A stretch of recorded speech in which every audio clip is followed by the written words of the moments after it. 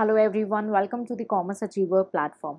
अगर आप तैयारी कर रहे हैं स्टेट लेवल एग्ज़ाम की और साइमल्टेनियसली ये भी आपके माइंड में है कि आपको स्टेट एग्ज़ाम्स के साथ साथ यूपीएससी की भी तैयारी करनी है, तो प्रीवियस ईयर पेपर जब हम मेंस का एग्ज़ाम लिखते हैं तो उसमें आपका ऑप्शनल पेपर होता है। तो प्रीवियस ईयर पेपर आज हम डिस्कस करने वाले हैं।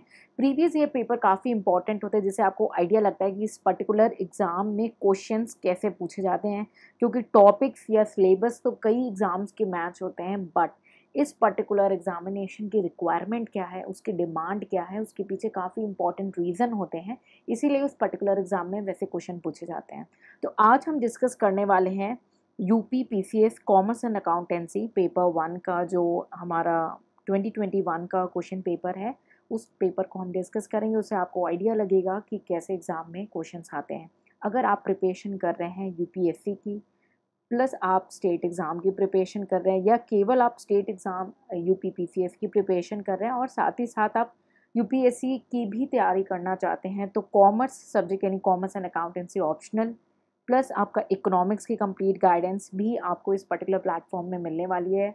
अगर आपको ये सेशंस बेनिफिशियल हो रहे हैं तो आप प्लीज़ हमसे कम्युनिकेट करें, क्योंकि ऑनलाइन मोड में आपके लाइक्स एंड आपके वर्ड्स ही हमारे लिए कम्युनिकेशन होंगे। तो आज हम डिस्कस करेंगे 2021 का पेपर 1। ठीक है, सबसे पहले आपको कुछ इंपॉर्टेंट पॉइंट हम देखते चलेंगे कि जो टाइम अलाउड है इस पेपर में वो है 3 आवर्स का, 3 घंटे का टाइम आपको अलाउड होगा। मैक्सिमम मार्क्स जो है आपका 200 मार्क्स का पेपर है। ठीक है, कंटेंट आप देख सकते हैं हिंदी और इंग्लिश दोनों ही मोड में लिखा हुआ है, तो आपने जो मीडियम फॉर्म में लिखा है वही मीडियम में आप एग्ज़ाम में आंसर्स अटेम्प्ट कर सकते हैं। आपके एग्ज़ाम में जो ये क्वेश्चन है पेपर 1 में आपके 8 क्वेश्चन अराइज होंगे, 8 क्वेश्चन हैं जो कि डिवाइडेड हैं 2 सेक्शन में, सेक्शन ए और बी, और दोनों में हिंदी और इंग्लिश में प्रिंटेड मिलेगा आपको। आपको केवल 5 ही क्वेश्चन अटेम्प्ट करने हैं ओवरऑल, जिसमें से क्वेश्चन नंबर 1 एंड 5 कंपलसरी कर दिया है, और उसके अलावा 3 जो क्वेश्चंस बच रहे हैं आप उसमें से कम एक क्वेश्चन हर एक सेक्शन से चूज कर सकते हैं। एग्जाम्पल सेक्शन ए है, सेक्शन बी है, इन दोनों में क्वेश्चन नंबर 1 और 5 तो कंपलसरी है। उसके बाद आपके पास यहाँ पे क्वेश्चन नंबर 2, 3, 4 और यहाँ पे 6, 7, 8 बच रहा है, तो इसमें से कोई एनी वन आप कर सकते हैं।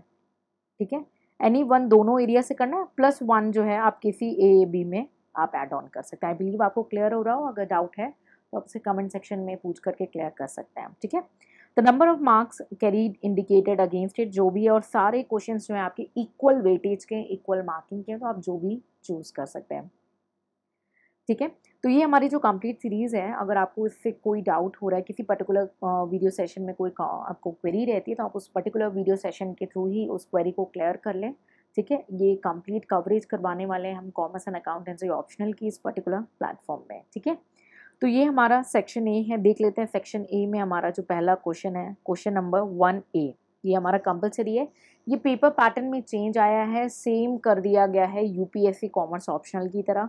पहले क्वेश्चन जो थे वो कंपलसरी नहीं हुआ करते थे, आपकी चॉइस के ऊपर छोड़ दिए गए थे, लेकिन अब कंपलसरी कर दिया गया है क्वेश्चन नंबर 1 एंड 5, इसीलिए हम इस रिसेंट पेपर को कंटिन्यू कर रहे हैं। Accounting convention and concept are the foundation of accounting principle. तो आपको दिख रहा है ये एक स्टेटमेंट पूछी गई है एग्जाम में, एक स्टेटमेंट आपके सामने रख दी गई है और बोला जा रहा है describe various convention and concept while explaining this statement. यानी कि ऐसा नहीं है कि आपने बहुत सारे कन्वेंशंस एंड कॉन्सेप्ट्स को पढ़ लिया और आप डायरेक्ट उसे लिख सकते हो, ऐसा नहीं है। इन्होंने बोला स्टेटमेंट से लिंक्ड कन्वेंशंस एंड कॉन्सेप्ट्स को आपको लिखना है। ठीक है, तो accounting convention and concept are the foundation of accounting principles, और आपको वो कन्वेंशन एंड कॉन्सेप्ट पूछने हैं। क्वेश्चन है ये आपका 15 मार्क्स का कंपलसरी क्वेश्चन है। ठीक है, तो आप देख सकते हैं 2 पार्ट में आपका जो है पेपर डिवाइडेड है। 1 सेकेंड प्लीज। 2 पार्ट में पेपर डिवाइडेड है, जहाँ पे ये क्वेश्चन कन्वेंशन एंड कॉन्सेप्ट 2 चीज़ पूछी गई है 15 मार्क्स के अंदर में। ठीक है, तो हम प्रीवियस ईयर पेपर का सॉल्यूशंस भी कवर अप करा रहे हैं हमारे टेस्ट सीरीज के प्रोग्राम में। अगर आपको सॉल्यूशंस की ओर वर्क करना है विद अमेंडमेंट और चेंजेस की ओर आपको गाइडेंस चाहिए, तो आप कंप्लीट टेस्ट सीरीज का बेनिफिट भी ले सकते हैं। नेक्स्ट है क्वेश्चन नंबर 1B। ठीक है, on 1 April 2015 Anshul coal company acquired on lease 13 field of coal. इन्होंने कोल एक्वायर की। ठीक है, लीज पे at a minimum rent of 24,000 per month, merging into a royalty of rupees 1 per ton of coal taken out. The short working of each year can be recouped in next 2 years only, but on the condition that if full short working could not be recouped in the next year of the short working, Anshul Coal Company will lose his right to recover 50% of the balance of short workings. The output of first 4 years is 6,000 ton for the first year, 15,000 ton for the second year, 30,000 ton for third year, and 28,000 ton for the fourth year. Prepare necessary accounts in the books of Anshul and Company. तो ये accounts का आपका question है, ठीक है, plus ये आपका compulsory है क्योंकि ये क्वेश्चन नंबर 1B है, ठीक है, कंपलसरी क्वेश्चन है, 15 मार्क्स का न्यूमेरिकल है और न्यूमेरिकल के साथ प्लस पॉइंट क्या है, अगर आपने कंप्लीट करेक्ट क्वेश्चन कर लिया तो आपको फुल मार्क्स मिलने के चांसेस होते हैं अगर आपने अपनी प्रेजेंटेशन और रिक्वायर्ड नोट्स भी अच्छे से दे दिए तो, ठीक है। तो ये लीज पे हमारा क्वेश्चन है, ठीक है, आपका लीज पे ये जो है कंपनी का क्वेश्चन है। आप ये देख सकते हैं 2015 को बेस बनाया, इवन क्वेश्चन पेपर जो है आपका 2021 का है, ठीक है। नेक्स्ट है क्वेश्चन नंबर 1C, ये भी आपका कंपलसरी क्वेश्चन है, 10 मार्क्स का क्वेश्चन है, तो ये आपका कंपलसरी में आता है, आपको मस्ट अटेम्प्ट करना है। The ordinary trading account is locked storehouse of a most valuable information to which the cost system is the key. तो आप देख सकते हैं 1A और 1C दोनों में आपको एक स्टेटमेंट ला के रख दी गई है। एक्सप्लेन, आपको एक्सप्लेन करना है ये statement, and state in this connection the difference between financial account and cost account. तो सबसे बेस्ट पार्ट क्या है, अगर मानिए आपको स्टेटमेंट क्लियर नहीं है तो एटलीस्ट आप फाइनेंशियल अकाउंट और कॉस्ट अकाउंट के बारे में कुछ मेंशन कर सकते हैं, ठीक है। 10 मार्क्स का क्वेश्चन है और 2 पार्ट में आपका क्वेश्चन डिवाइडेड है। पहला आपको एक्सप्लेनेशन की आपसे स्टेटमेंट की एक्सप्लेनेशन पूछी गई है, सेकेंड आपको डिफरेंस बिटवीन पूछा गया है, क्लियर। नेक्स्ट हम बढ़ते हैं क्वेश्चन नंबर 2A की ओर। 2A में क्या है, how will you record the hire purchase transaction in the books of buyer when the goods is treated as an asset of the purchaser. Second, when the goods is not purchased as an asset of the purchaser. तो एक तरीके से theoretically with example आपको question number 2A देना है, 15 marks का question है ये और ऑप्शनल है, आता है तो आप अटेम्प्ट कर सकते हैं, ठीक है। नेक्स्ट हम देख रहे हैं क्वेश्चन नंबर 2B, 15 मार्क्स का हमारा क्वेश्चन है, न्यूमेरिकल है। तो हमने देखा क्वेश्चन नंबर 1A भी थ्योरी था, क्वेश्चन 2A भी थ्योरी था statement wise, question number 1B आपका न्यूमेरिकल था और क्वेश्चन नंबर 2B भी आपका न्यूमेरिकल है, ठीक है। Ramesh had a branch at Lucknow, goods are invoiced to the branch at cost price plus 25%. Branch is instructed to deposit cash every day in the head office account in the bank. All expenses are paid by check by the head office except petty cash expenses which are paid by the branch manager. From the following particular, prepare a branch account in the books of head office. So आपको branch का ये question है, यानी question number 1A theory था, 1B आपका lease वो भी accounts का क्वेश्चन था और 2B भी आपका अकाउंट्स का ब्रांच अकाउंट का क्वेश्चन है ये, ठीक है। तो आपको डिटेल दी गई है, ठीक है, और आपसे पूछा गया है कि आप ये ब्रांच अकाउंट प्रिपेयर करें, ठीक है। चलिए question number 2C, question number 2C आप देख रहे हैं आपका थ्योरी क्वेश्चन है, 10 मार्क्स। तो आपने देखा क्वेश्चन नंबर 1C भी थ्योरी था, 2C भी थ्योरी है। Miscellaneous expenditure which are shown in the balance sheet of the subsidiary company are not in nature of capital loss. Discuss. तो ये एक तरीके से स्टेटमेंट क्वेश्चन है, आपसे पूछा गया है इसके बारे में कि आपको मिसलेनियस एक्सपेंडिचर जो बैलेंस शीट में दिखाया जा रहा है सब्सिडरी कंपनी में वो कैपिटल लॉस नहीं होता, आपको क्या लगता है, ठीक है। तो आपको इससे डिस्कस करना है, 10 मार्क्स का क्वेश्चन है, ऑप्शनल है, आता है तो अटेम्प्ट करेंगे। नेक्स्ट है क्वेश्चन नंबर 3A। तो आप देख रहे हैं हमारा क्वेश्चन नंबर 1 में भी ABC 3 पार्ट थे, 2 में भी ABC 3 पार्ट थे और दोनों क्वेश्चन में एक एक न्यूमेरिकल। नेक्स्ट है question number 3A, what is the difference between amalgamation in the nature of purchase and amalgamation in the nature of merger. Give journal entry in the books of transferee company in both the cases. देखिए बहुत ही 15 marks का question है, optional है लेकिन complete theoretical question है with numerical knowledge, यानी कि अगर आपने थ्योरी अच्छे से कवर अप की है तो आप बिल्कुल आराम से इस आंसर को लिख सकते हैं। Amalgamation in the nature of purchase, 2 part में हमारा क्वेश्चन डिवाइडेड है। In the nature of purchase and merger में एक तो आपको डिफरेंस ड्रॉ करना है और दूसरा आपको जनरल एंट्री बतानी है, दोनों ही केस में केवल और केवल ट्रांसफरी के बुक में, यानी जो ले रहा है जो बायर है उसकी बुक्स में, ठीक है। नेक्स्ट है आपका क्वेश्चन नंबर 3B, ऑप्शनल है और आप देख रहे हैं जैसे ही हमारा बी पार्ट क्वेश्चन नंबर 1 में भी चाहे 2 की बात करें चाहे 3 की बात करें सब न्यूमेरिकल है, ठीक है। तो 1B 2B एंड 3B तीनों हमारे न्यूमेरिकल्स हैं, ठीक है। तो ये आपके पास एक बैलेंस शीट गिवन है कंपनी की, ठीक है, और आपको एडिशनल इन्फॉर्मेशन दी गई है और you are required to prepare a cash flow statement. और काफ़ी इजी लग रहा है, ज़्यादा आपको एडिशनल इन्फॉर्मेशन नहीं है। कैश फ्लो स्टेटमेंट आपसे पूछा गया है अकाउंटिंग स्टैंडर्ड 3 के बेसिस पे, ठीक है। नेक्स्ट है आपका 3C, ऑप्शनल है, 10 मार्क्स का क्वेश्चन है। Discuss in brief the different method of pricing materials issued from store for production. तो कौन कौन से डिफरेंट मेथड्स हैं इन्होंने बोला है उनको बताओ, प्लस उनको ब्रीफ में एक्सप्लेन कर दो, 2 लाइन में उसे एक्सप्लेन कर दो। State which of these method is in your opinion most suitable. आपको कौन सा मेथड ज़्यादा सुटेबल लग रहा है, आप अपना ओपिनियन ड्रॉ करके बताएंगे, क्यों लग रहा है उसको डिटेल में एक्सप्लेन करेंगे, ठीक है। तो क्वेश्चन नंबर 3C आपका थ्योरेटिकल। तो हमने एक रोड मैप हम क्वेश्चन नंबर 4 के बाद डिस्कस करेंगे कि कैसा आपका पेपर था, ठीक है। 4A आपका 15 मार्क्स का क्वेश्चन है। A good system of costing serves as a means of control over expenditure and helps to secure economy in manufacture. Discuss the statement to show the objects and function of cost accounting. सबसे पहले तो आपको पता ही होगा कि object of cost accounting क्या है, objective क्या है और फंक्शंस क्या होते हैं, लेकिन एग्जामिनर ने ट्विस्ट प्ले किया, क्या बोला भाई ये जो स्टेटमेंट है ना, इस स्टेटमेंट के बेसिस पे आपको एक्सप्लेन करना है। 15 मार्क्स का क्वेश्चन है। अगर आपको ऑब्जेक्ट्स एंड फंक्शंस क्लियर होंगे तो आप स्टेटमेंट को एक दो बार रीड करके उससे कोलिंग कर सकते हैं और उन पॉइंट्स को 15 मार्क्स के वेटेज के अंदर अच्छे से लिख सकते हैं, ठीक है। नेक्स्ट है 4B, अगेन न्यूमेरिकल। देख लेते हैं क्या है। From the following particular in the books of Ashok brick works you are required to prepare a cost sheet, ठीक है। तो कॉस्ट शीट पे तो आपने देखा कोई भी टॉपिक रिपीटेड नहीं है, एक पेपर में उन्होंने सब कुछ पूछ लिया है, इतने ब्रॉडर एरियाज हैं सब कवर अप कर लिए गए हैं। तो आप जब सोचते हैं क्या मैं ये छोड़ के जाऊँ, क्या मैं कोई पॉइंट छोड़ के जाऊँ, तो मेरा पर्टिकुलर सजेशन होगा नो, आप उसमें 100% नॉलेज नहीं गेन करें, 60 करें, 70 80% करें जो आपका टाइम परमिट करता है, बट छोड़ के बिल्कुल मत जाएं, ठीक है। Of BRICS in the March 2020 showing cost and profit पर 1000 ब्रिक। तो आपसे कॉस्ट शीट पूछी गई, उसकी डिटेल दी गई है। 4B हमारा न्यूमेरिकल है 15 मार्क्स का, ठीक है। लास्ट 4C सेक्शन ए का लास्ट क्वेश्चन है आपका, 10 मार्क्स का क्वेश्चन है। The technique of marginal costing is more use to provide reasonable and sound basis of managerial decision than to arrive at a product cost explain. तो आपको ये statement दे दिया गया है और आपसे एक्सप्लेनेशन मांगी गई है।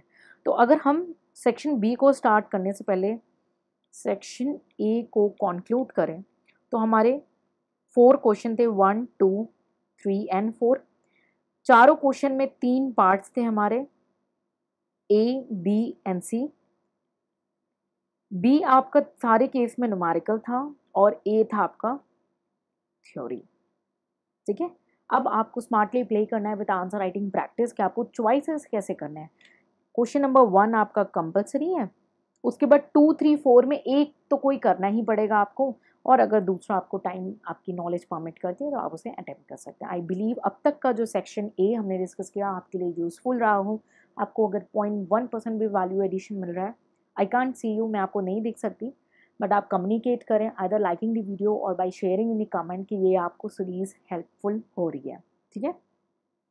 नेक्स्ट बढ़ते हैं सेक्शन बी की ओर। सेक्शन बी में क्वेश्चन नंबर 5 है, कंपलसरी क्वेश्चन था, आपको याद हो 15 मार्क्स का क्वेश्चन है। देख लेते हैं क्या क्वेश्चन है।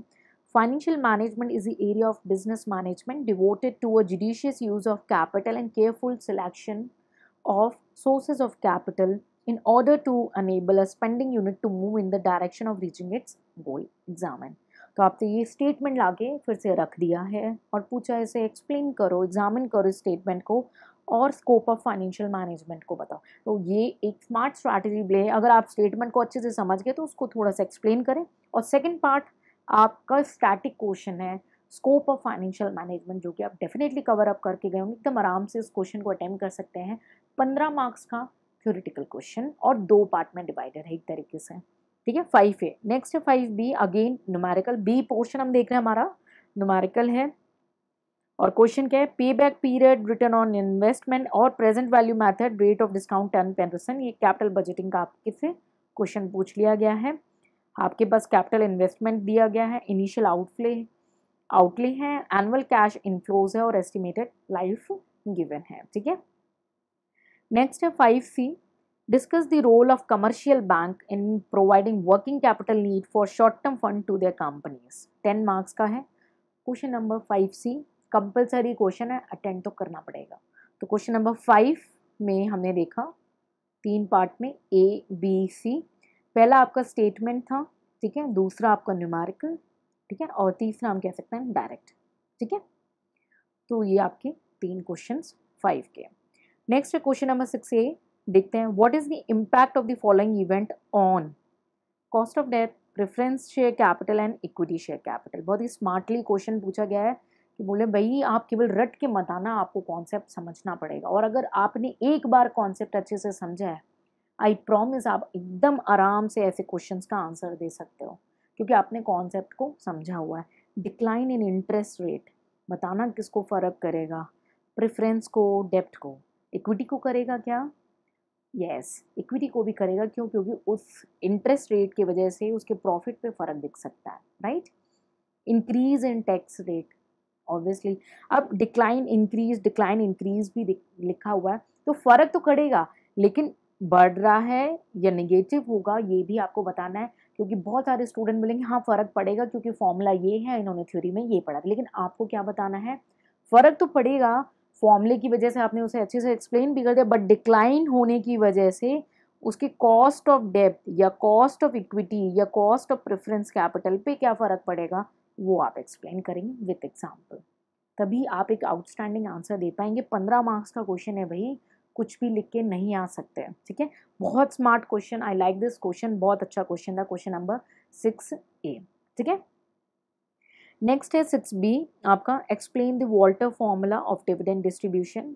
To what extent does this formula help in understanding the dividend policy persuaded by Indian companies. 10 marks का, ये भी काफ़ी अच्छा क्वेश्चन है, डायरेक्ट क्वेश्चन है वॉल्टर मॉडल का, डिविडेंड पॉलिसी से आपके। ठीक है, 6C, what technique of analysis will you adopt for analyzing the level of management of receivables in a company by giving a few illustration।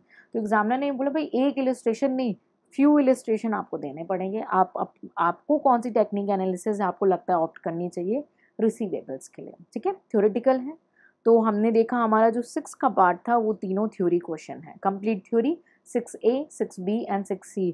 पहला ऐसा question जहाँ पे तीनों पार्ट आपको थ्योरी के मिल गए। ठीक है, नेक्स्ट है क्वेश्चन नंबर 7A, देख सकते हैं 15 मार्क्स का क्वेश्चन है, ऑप्शनल है, आता है तो अटेम्प्ट करेंगे। Inadequate working capital is disaster areas, whereas redundant working capital is a criminal waste. In the light of this statement, analyze carefully the working capital situation in Indian company। आप believe नहीं करेंगे, ये same question UPSC का आपके पास year का question है, UPSC civil services का, और सेम क्वेश्चन को थोड़ा सा ट्विस्ट करके, नॉट एग्जैक्टली कॉपी पेस्ट करके आपसे पूछ लिया गया है कि इनएडिक्वेट अगर वर्किंग कैपिटल है तो क्या फ़र्क पड़ने वाला है।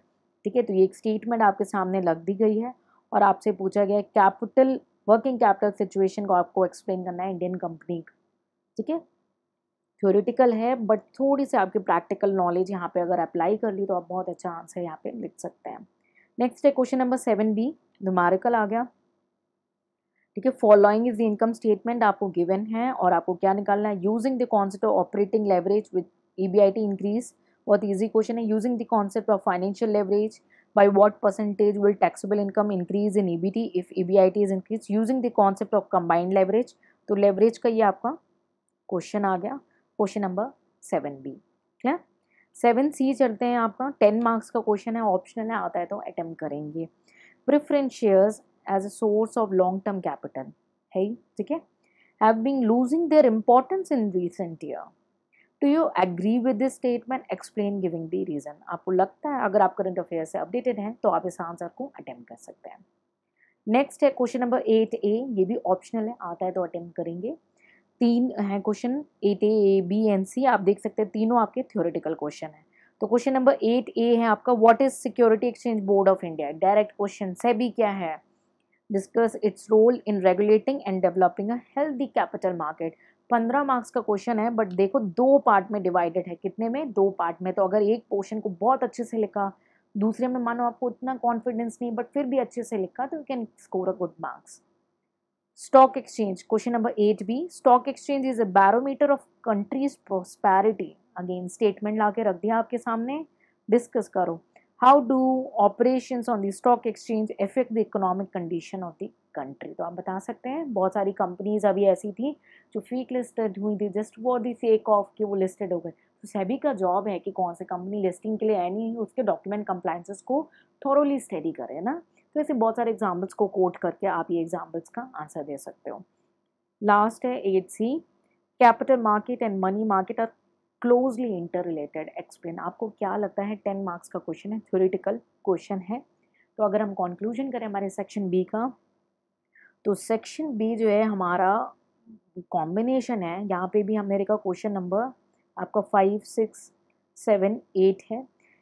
6 आपका आई थिंक पूरा थ्योरी था, ठीक है, और 8 आपका कम्प्लीटली थ्योरी था, ठीक है, और इस 7 में और 5th में सेम सिनेरियो फॉलोअप था। तो पार्ट बी में अगर आपने थ्योरी पे ज़्यादा वेटेज दिया तो आपको एक बेनिफिट मिल सकता है, बट रूल ऑफ थंब किसी चीज़ को नहीं ले सकते हैं। आपको नहीं पता आपका एग्ज़ाम क्या सरप्राइज लेकर के आ रहा है। तो मेरी जो पर्सनल सजेशन है कि आप एक बैलेंस अप्रोच फॉलो करेंगे। अगर कोई दुश्मन चैप्टर है या कोई दुश्मन टॉपिक है, उसको ज़ीरो पे नहीं छोड़ देना, उसको अपने ऊपर हावी मत होने देना। उसके लिए बेसिक आइडिया, एक बेसिक जो नॉलेज है उस पर्टिकुलर टॉपिक पे, ठीक है, उसकी बेसिक नॉलेज लेके चलेंगे। और फिर एक दिन ऐसा आएगा जिस दिन आपने उसको बहुत दिन से पढ़ा नहीं होगा, उस दिन जोश के साथ उसको लेके करना, ताकि कोशिश करो 50% एटलीस्ट कवर अप करो।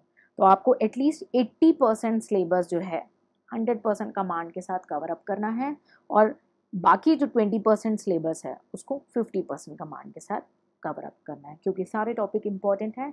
सरप्राइजेस के लिए आप रेडी रहें। मॉक टाइम बहुत प्रीशियस होता है, जो समय चला गया वो लौट के नहीं आता, इसलिए मैं आपको कोई भी रिस्क लेने के लिए नहीं बोलूँगी। नॉलेज कंप्लीट लें और उसकी आंसर राइटिंग प्रैक्टिस करें। अगर आपको कंप्लीट गाइडेंस चाहिए तो आप PCS कॉमर्स ऑप्शनल की हमारी टेस्ट सीरीज लॉन्च है, आप उसको ज्वाइन करके उसका मैक्सिमम बेनिफिट ले सकते हैं। अगर ये सीरीज से आपको बेनिफिट मिल रहा है तो आप अपना मैसेज हम तक कम्युनिकेट करें। बहुत ही जल्द हम पेपर 2 का भी एनालिसिस आपके साथ शेयर करेंगे। मिलेंगे नेक्स्ट सेशन में, कुछ नया सीखेंगे। Till then take care, bye bye and Jai Hind.